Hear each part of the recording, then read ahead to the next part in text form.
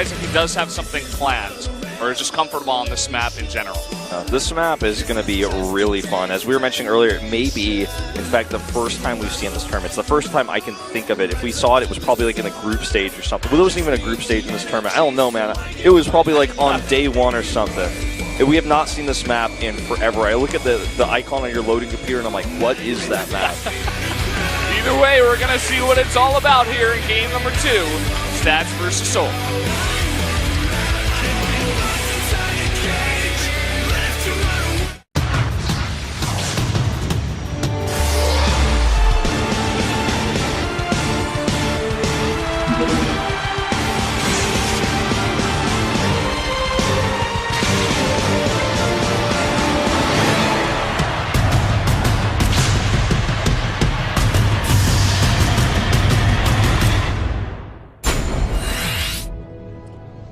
On to Central Protocol for game number 2 of Stats versus Solar. Down in the bottom left in the red, Protoss player winning that last game, it is Stats. And his opponent to the bottom right in blue, down a game. And on Central Protocol now, though, is Solar. Very loud cheer for him there from the fangirls downstairs. Now, Central Protocol, very pretty map. Are going to spawn very close to each other. The map is somewhat misleading in how close they are when you think about like how the units actually have to travel. They're very much more close by air than they are by ground. Oh yeah. I mean, you can see how fast this Overlord is getting to the base of Stats. Both the players, by the way, scouting each other very early on, something that can be hard to do, 4-player maps. Yeah, like Frost, which will return to Pro League. Yeah. We'll have Frost and Lairlac Crest, I think, as the 2 4-player maps. Yeah. I don't think there's any other ones in the pool, but... Yeah, I think you're right. Saris is removed, so yeah. Okay, well, we can talk more about maps later. I don't want to spend any time on this beautiful map that we actually get to see. You know, when I was watching the map intro, I was like, yeah, this is definitely the first time the map intro maker was like, please, someone play it. I went spent so much time. Like, also, the music in the intro, I was thinking, like, who made that song? I've never heard that before now, because this is actually our first time playing it in StarLeague. Yeah. And I felt bad for the guy. I'm like, well, you made this great track, and nobody's heard it until now. It's like the deleted scene on the DVD. Like, that's what we're playing right now. Like, this... Pretty much. When you watch the StarLeague VODs, like we were watching this on YouTube, you're watching the deleted scene right now. This never happened in the tournament. Like in the official tournament, this was cut. Like it's never supposed to be shown. It was shown this one day here in this matchup. Well, third base is going up. The way both these players are playing right now is almost like they're playing on any other map. Very standard openings. One gate, adept, but there's the burrow. Things are getting more interesting already. Now we saw total fail burrow out of Dark in the ZVZ. Yeah, that was a bit embarrassing, to be honest, but I'm not sure what he's going to use for this, to be honest. You think it's just going to be roaches? Like just a straight-up roach attack? He can burrow them, use that to, I suppose he can get lair and get burrow movement eventually? To be totally honest, because we do see a lot of adept pushes on this map, and we're going to see one a little bit aggressive here coming up. I think he just wants to burrow to block a Nexus or something with some lings and kind of be annoying later. I don't think he's going to use it for an attack. I could be wrong, but I think he's trying to abuse the fact that Stats with a build like this, which he can readily scout with 2 Overlords right now, the fact there's no robotics. Actually a really good point. Just to be annoying, you know, just to frustrate him. That's exactly what he's doing, Wolf. He keeps sending one ling over to the third base, because if you look at this map, there is only one third base, okay? Stats is not taking that gold that is super close to Solar. It's just not going to happen. So if you can just use that one upgrade to delay the Nexus by this much, which it looks like that's exactly what he's going to do. Yeah. Look at that. That's really, really nice. I like this a lot. That base that you could take in the middle of the map, or that you can't take, but you know you might want to take if you can't take any other bases, just it's not really an option. Roach Warren is nearly done, and it's going to, of course, give him a lot more safety against these 3-gate adepts. But double Stargate is coming up, and I don't know if the Overlord scouted that. Okay, it has now. I just got in there and saw it.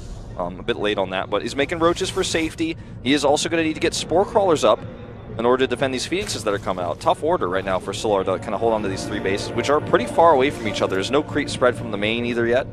It's just a long, long trek to deal with these, with Queens especially. Yeah. Stats now going to push in, see what damage he can get done, and just shade back. Very defensive shade there, just doesn't want to take too much damage, and just wants to poke a little bit at the front. You see finally Solar going for that lair. We'll probably see some lair tech to follow that up, probably Hydras, it's the standard. These Adepts are going to have to retreat here. May end up losing one if it's not careful case. There's the shade out.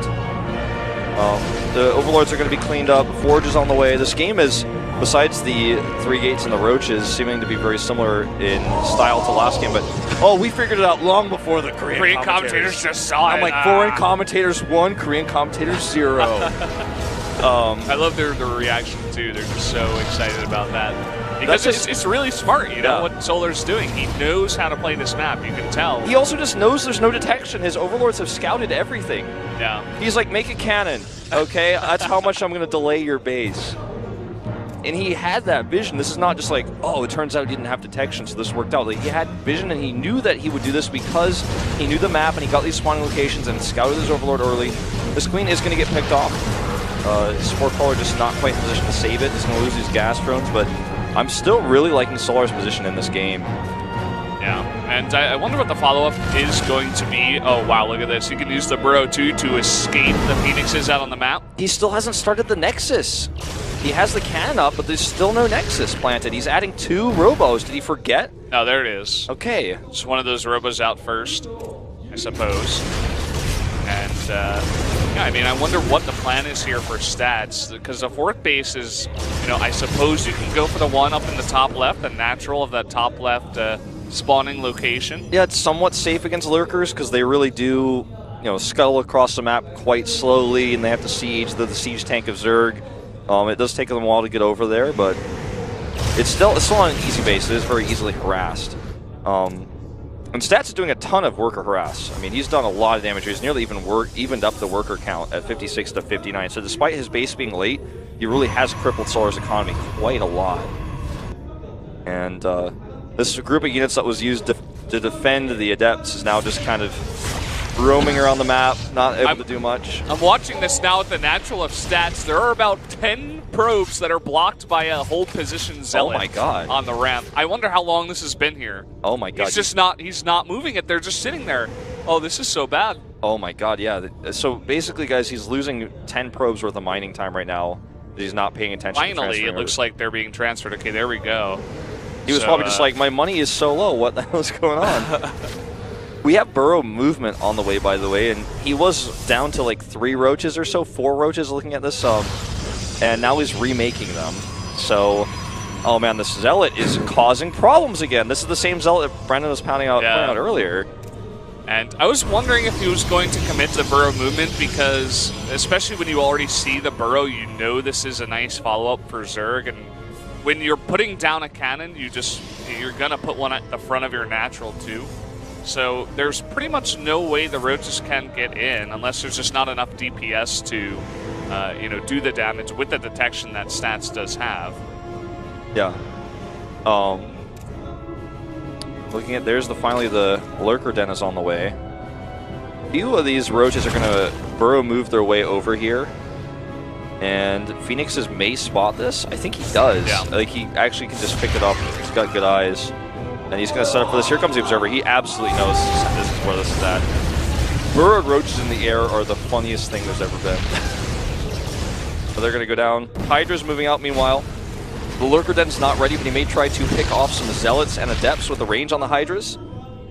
Yeah, he's nearing maxed out here, and he does want to push in here before there is any storm out on the map. Templar Archive's only finishing up now. Yeah, he doesn't have a massive immortal count either. So if he can really get some solid damage done, pick off this pylon wall over here, would be nice. There's, again, only a few sentries in this army, so he doesn't worry as much about force fields. At the same time, Roach is burrowing into the natural. There are the force fields. He does catch a nice chunk of Hydras, but look at this. There's not enough DPS, as I was saying, to do the damage while the detection was there, so these Roaches could do a bit of damage in the main. Oh, yeah. And they're going to find this Temple Archive. He could even unpower it and slow down Storm. Looks like he's going to go for probes instead. And while units come into the main to deal with this, he's going to hit this base again. Stats is going to have to use his multitasking to split up these units to actually deal with the attack on both sides right now. Yeah, it looks like the Phoenixes are dealing with the Roaches in the main, and the rest of the army is dealing with what he's got in the middle of the map. He's losing Zealots, you know, and it's not the most expensive units to lose, but he's throwing them away at auto-charging into that fight multiple times. He needs to turn his charge off if he's going to be moving like this, and just, you know, boxing and 1Aing basically. Oh, the Mothership Core. Oh no! And now he's in a horrible position with those Immortals scuttling like crabs back and forth. Here come the Phoenixes to try to get him out of here, but I think Solar can continue to push the issue. Yeah, there's just not enough Protoss here. Look at this Concave now that's fighting against like 3 Immortals. The Immortals, 3 of them can't even fight! And here come more Roaches. He's lost the gateway wall at his Nexus. Finally, more Phoenixes coming to clean this up. He does have those Immortals pushing out. They do maintain most of their health, losing only shields, and he will defend this. The Phoenixes are the only thing that kept Stats alive there, and I didn't even think that was going to work because there were so many Hydras, but the Hydras were not focusing down the Phoenixes fast enough, so they did all get picked up. And Roaches continue to do damage here. A ton of lost mining for Stats as well on those 2 bases. But the worker count for Solar is quite low, and he spent a lot of money on this attack that did not, I think, end that base. I think he was hoping to kill that 3rd Nexus, and now, you know, this game is definitely still winnable for Stats. That definitely is. Stats now committing to defense against any kind of Roach burrow movements, shenanigans out on the map. The Lurkers are very late, as you were saying, and can only commit to about 6. It looks like it's going to be 7 in total. It has secured his own 4th base, and this map is gigantic, so I don't believe there is even a war. Oh, there's 1 War Prism on the map, and it looks like it's doing damage in the main now. It's going to drop a bunch of those units down there. Zergling blocking the 4th base. He knew where it was going to be. All right, this is a lot of Hydras here, but still he needs the support of the Lurkers. He doesn't want to get too far past that watchtower because he's going to get lifted, as you guys can see, out of range of the Lurkers. So a few Hydras getting sniped here. Great control by Stats. Again, not enough of an answer for these Burrowed Roaches. They regen so quickly, but on the other side of things, a huge Zealot charge Warpin over here against Solar. This is what I wanted to see. There's not enough damage. There's not enough defense here in the main. At the same time, these Roaches will do damage, but there's not too much here besides tech. And everything in the main for Solar is going down. He has to multitask against these Zealots and on the attack at the same time. Both players do, but I think Stats in a much better position here. Stats going to go for a big counterattack at the 4th base. Well, look at all these Lurkers. Every single Lurker comes into the main to deal with this. And there's no defense now at the 4th base, not even a Spore. He's going to take this base out easily. Once the Immortals come in, they can just right-click on it. The High Templar, though, it looks like he wants to protect them. Close call there. Only 3 Hydras, but he didn't know that, so he backs off. Still damage being done in Stats' main base during all this. I'm like, why don't players pick this map? This is really fun. He keeps using Burrow defensively against these Zealot Warpins, something that me, you, and Moonglade have actually been talking about since the beginning of time about how we think more players should use that versus Zealot Harass. But anyway, these Zealots will, with the help of 2 Immortals that just spawned, clean up the Roaches, and it looks like we're kind of back to ground zero here. I'm surprised Stats didn't commit to killing that base and then leave. I think he had almost just enough time to do that, but he wasn't confident, so he backs off. The High Templars were very slow, and he had to defend, even against those 3 Hydras in the middle of the map. You just cannot lose those very expensive High Templar. Doing a nice bit of damage now to the Lurkers. Solar's got about 12 now, so this is that number where you have to be very, very careful how you engage here. Solar made a 2nd Hydra Den. Not sure why, but he did. He has a Lurker Den still. We're going to see another fight here. The Storm's going down actually on a lot of this Zerg army. The Hydras are accidentally on the same control group, so he burrows all of the Hydras, and that actually may cost him this game. All the Lurkers die, and now there's only Hydras. The Hydras were not fighting for the majority of that fight, and the entire army of Solar goes down. What a blunder. That's going to win this one for Stats. There's nothing on the map now for Solar. People say Protoss like to 1A, but I guess if you 1U and burrow all your Hydras, it's not good. I don't even know how that happened because I think that they're not even bound together. I don't play Zerg ever, so I couldn't tell you, but I'm really surprised that this happened to a pro gamer. He's massively spamming out Lings here to try to survive, but I mean, there are how many Immortals? 12 Immortals, a dozen Immortals on the map. And the Archons in the front. GG, that's going to be it for game 2. And Stats. What is going on here? I was predicting a 4-2 for Solar. I guess those are the 2 wins for Stats, but he is on a roll. Solar got crushed in that game in every way once we got to these big late game fights. However, I felt like his harassment was better. He was really good at multitasking. I liked the Zergling burrow that we saw. I liked the blocking the third base, blocking the fourth base, the constant Roach burrow buys that we were seeing into the main base. His control and that was good as well. He always split them away, so whenever Stats thought he killed all of them, there were still like 4 left. So he had really good multitasking when it came to that, but his fighting in these battles, these late game fights, the death balls, he was not microing as well as Stats. We just keep going back to Stats' control, and I think it may win him this tournament, man. You think it's like top 3 control in the world? Absolutely, top 3 easily. Yeah, I would agree with you there. This guy is on another level from other players. I mean, there was that one fight where the Immortals were in a weird spot, right? But after that, I mean, he was just doing really, really nice. I love his very careful play, too. Like, when he goes and attacks the fourth base, he doesn't overcommit and get his whole army trapped. He's like, I'm just going to do a bit of damage. You know, I don't have to risk this. Whereas Solar gets caught out on the map. You know, he's sometimes just in the wrong place at the wrong time. And obviously the Hydra Burrow is very unfortunate for him. And that's not what you want to see in a best of 7. You know, I feel like this is going to be on the coach, on Stork, to go in there and kind of calm him down, because you're now down 0-2 to Stats, and you just burrowed all your Hydras and lost a gigantic fight because of one simple micro mistake. So you've got to be feeling not so good right now. Definitely not. He definitely needs a break to talk to Stork and get some ideas about this. Stork definitely, obviously, a master of all matchups. One of the best coaches we have in StarCraft 2, especially since Coach Park moved out of Korea. So, guys, we're going to go to a 5-minute break. We'll be right back.